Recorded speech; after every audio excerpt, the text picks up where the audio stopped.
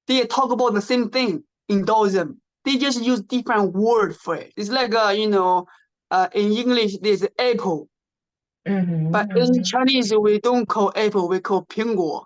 But actually they mean the same thing. But because different period of time, different culture, people say different name. Let's talk about Zen, and Zen people say like there's in Buddhism called emptiness, right? Emptiness. Yes.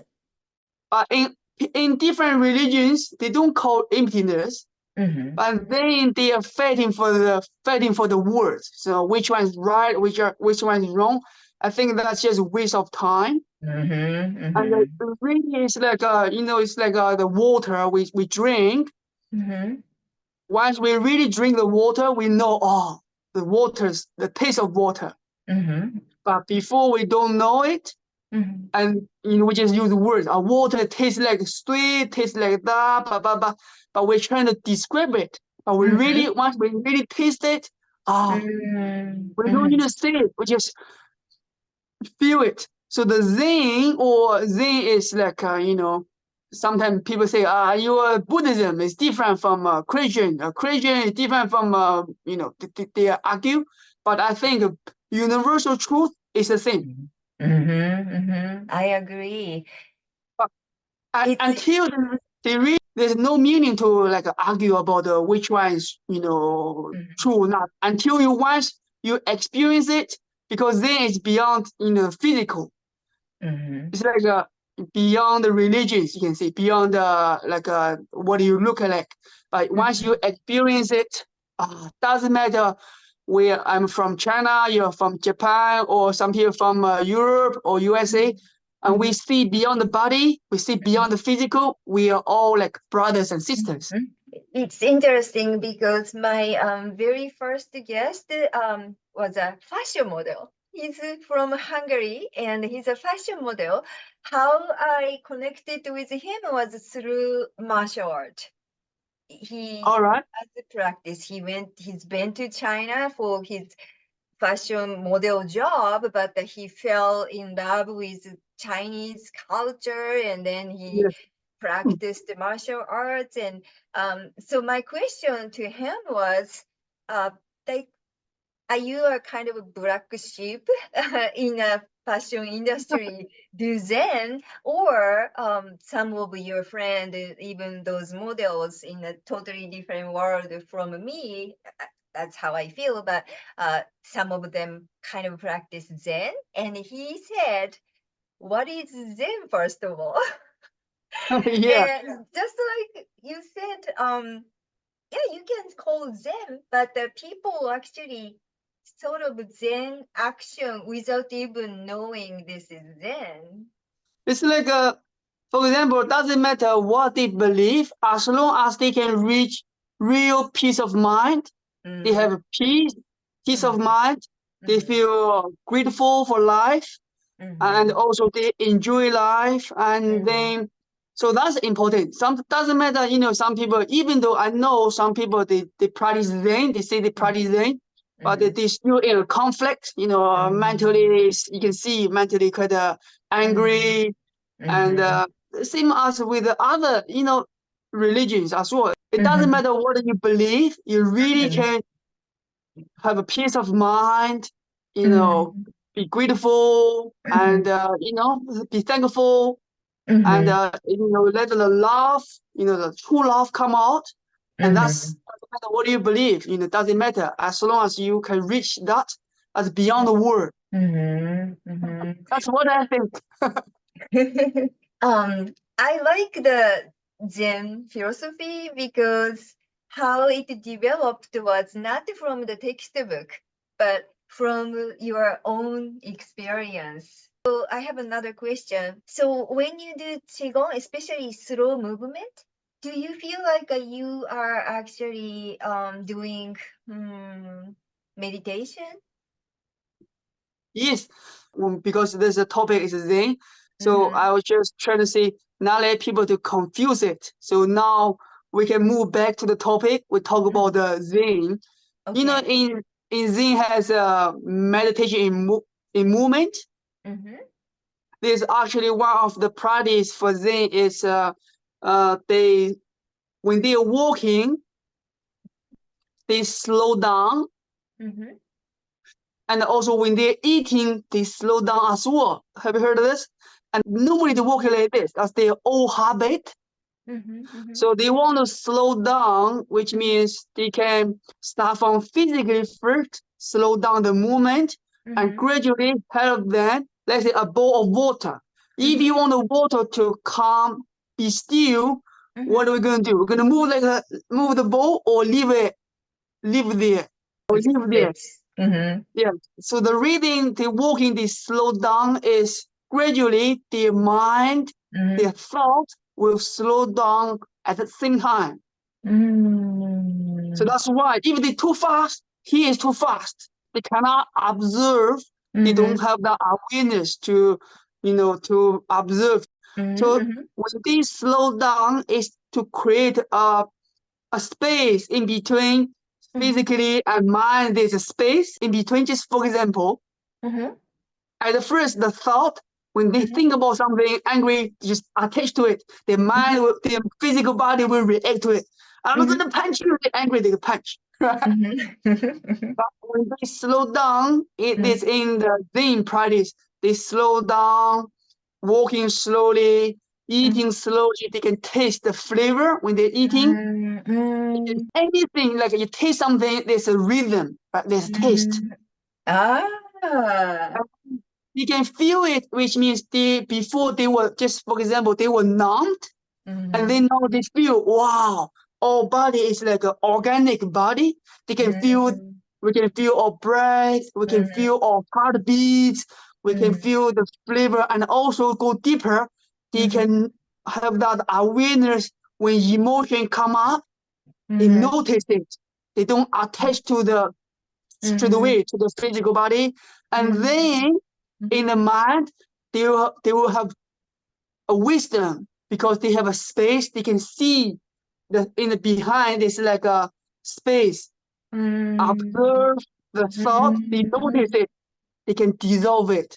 If they Mm-hmm. cannot notice it, they Mm-hmm. cannot change it. They cannot dissolve it. So that's Mm-hmm. like when you do Tai Chi and Qigong, where we slow down. Mm-hmm. Now, slow down is letting you to feel, right? To feel the movement. You can feel it. And then you can sometimes people can feel the energy, right? Energy vibrating, you know, in and out. And then Mm-hmm. that means they already, the mind already calm Mm-hmm. down. So Mm-hmm. yes, Tai Chi in the Zen there's a meditation in motion. Tai Chi and Qigong it's the same. But once you know how to apply this method in Tai Chi and Qigong, Mm-hmm. you can use the same method applying to Kung Fu. It's the Mm-hmm. same method. If you know how to use it, you can use Kung Fu like meditation in motion as well, like Mm-hmm. Shaolin Kung Fu, right?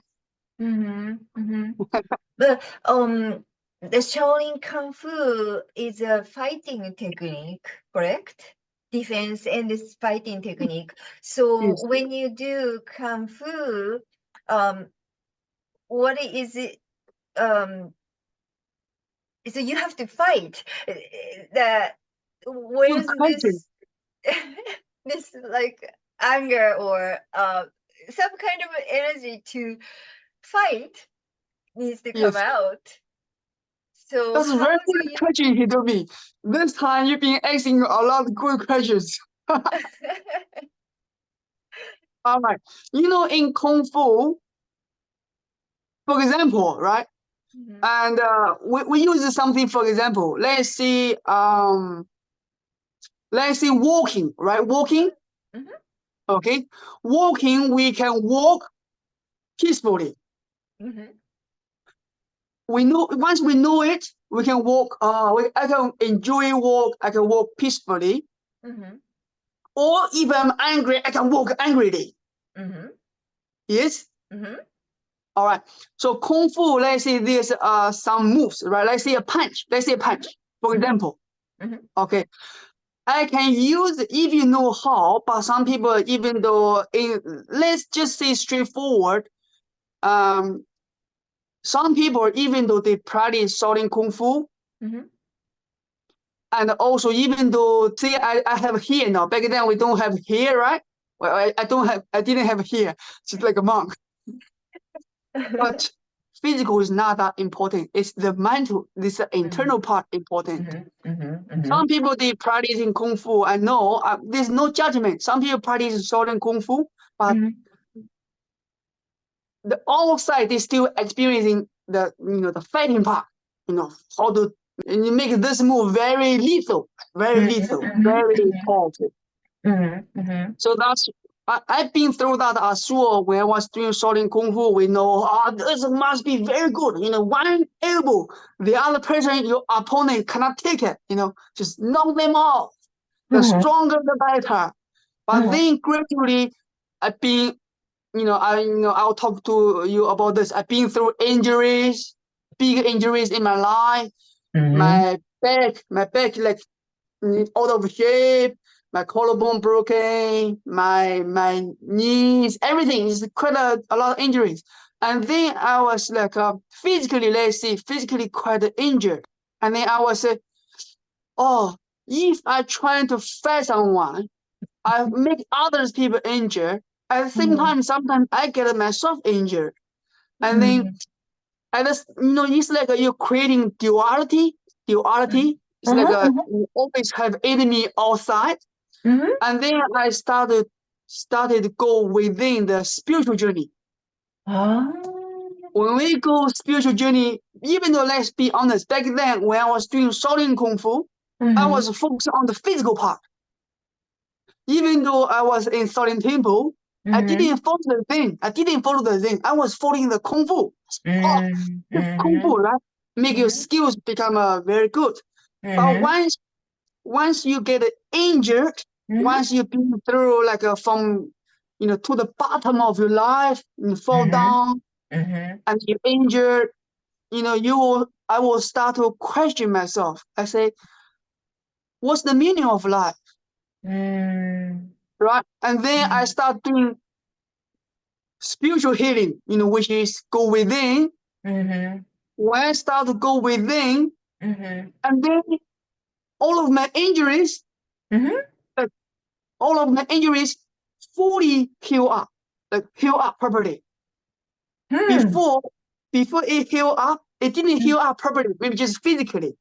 Physically connected, but still sometimes still pain. If I do something, I still feel pain. And then once it started to fully heal up is when I change the mind thinking, change the mind, the way how I used to think, like the old habit. And then gradually, when I'm doing Kung Fu, now we're back to your question. In Kung Fu, right, there's a punch. It depends on you how you're going to use it. So we can use punch. If we know how to use it, we can use it like a meditation in motion. I can punch slow or I can punch fast. But you know how to understand how the energy works, you flow with it. Of course, in some kind of circumstances, if someone, I'm not looking for trouble, but someone come here to pick on me, I know how to use Kung Fu to defend myself, right? So it depends on Shaolin Kung Fu. It depends on how you're going to use it. Or you're going to use it as like a weapon, or you're going to use it, for health and well-being.